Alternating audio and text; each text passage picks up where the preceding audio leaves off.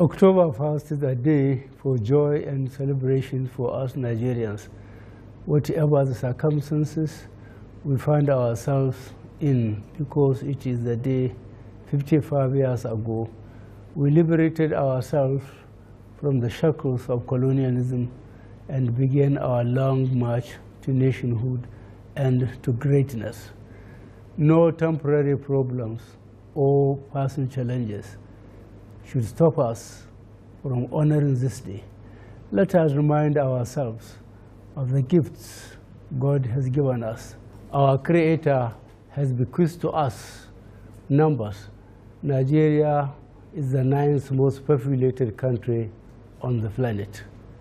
We have, in addition, arable land, water, forests, oil and gas, coastline, solid minerals. We have all the attributes of a great nation. We are not there yet because the one important commodity we have been unable to exploit to the fullest is unity of purpose. This would have enabled us to achieve not only more orderly political evolution and integration, but also continuity and economic progress. Countries far less endowed have made greater economic progress by greater coherence and unity of purpose. Nonetheless, that we have remained together is an achievement we should all appreciate and try to consolidate. We have witnessed this year a sea change in our democratic development. The fact that an opposition party replaced an entrenched government in a free and fair elections is indicative of the deeper roots of our democratic system. Whatever one's views are, Nigerians must thank former President Jonathan for not digging in the face of defeat and thereby saving the country untold consequences. As I said in my inaugural speech, I bear no ill will against anyone on past events. Nobody should fear anything from me. We are not after anyone. People should only fear the consequences of their actions. I hereby invite everyone, whatever his or her political view, to join me in working for the nation. My countrymen and women, every new government inherits problems. Ours was no different. But what Nigerians want are solutions, quick solutions, not a recitation of problems inherited. Accordingly, after consultations with the Vice President, senior party leaders, and the other senior stakeholders, I quickly got down to work on the immediate, medium-term, and long-term problems which we must solve if we are to maintain the confidence which Nigerians so generously bestowed on us in the March elections. And since then, as you know, I toured the neighboring countries, marshaled a coalition of armed forces of the 5 nations to confront and defeat Boko Haram. I met also the G7 leaders and other friendly presidents in an attempt to build an international coalition against Boko Haram. Our gallant armed forces, under new leadership, have taken the battle to the insurgents and severely weakened their logistical and infrastructural capabilities. Boko Haram are being scattered and are on the run. That they are resorting to shameless attacks on soft targets such as IDP camps is indicative of their cowardice and desperation. I have instructed security and local authorities to tighten vigilance in vulnerable places. On power, government officials have held series of long sessions over several weeks about the best way to improve the nation's power supply in the safest and most cost-effective way. In the meantime, improvements in the power situation is moderately encouraging. By the same token, supply of petrol and kerosene to the public has improved throughout the country. All the early signs are that within months, the whole country would begin to feel a change for the better. Numerous steps have been taken to sanitize NNPC and improve its operations so that the inefficiency and corruption could be reduced to a minimum.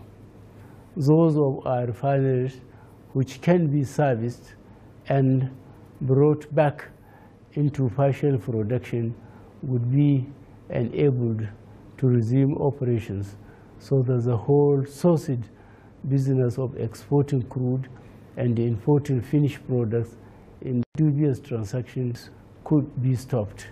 In addition to NNPC, I have ordered for a complete audit of our other revenue-generating agencies, mainly CBN, Federal Inland Revenue Service, Customs, NCC, for better service delivery to the nation.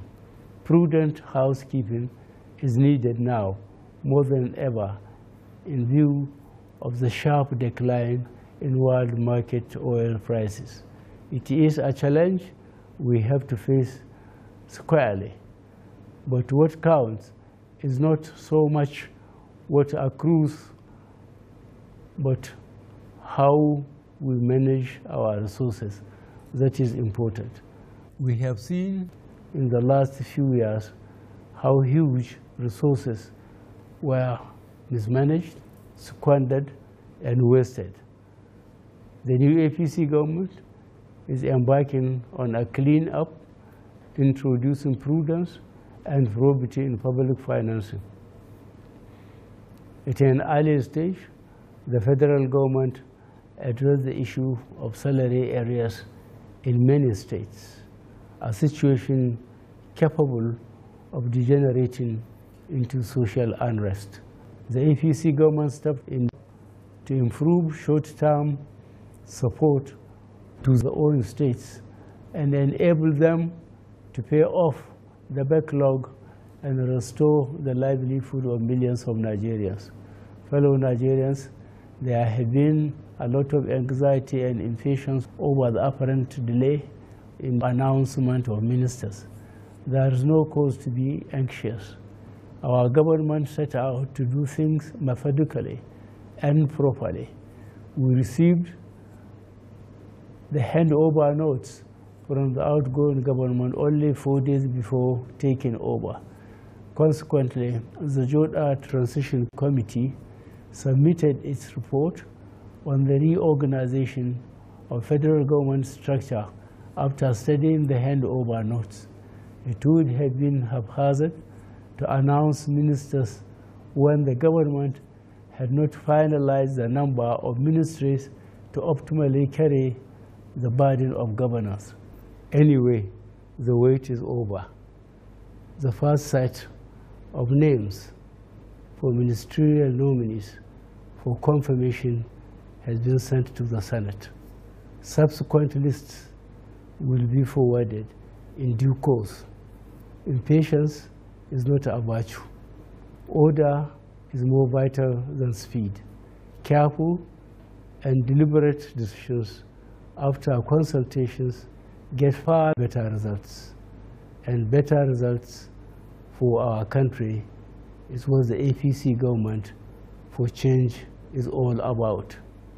I would like to end my address this morning on our agenda for change. Change does not just happen.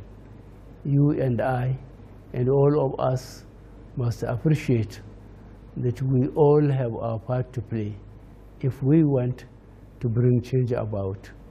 We must change our lawless habits, our attitude to public office and public trust.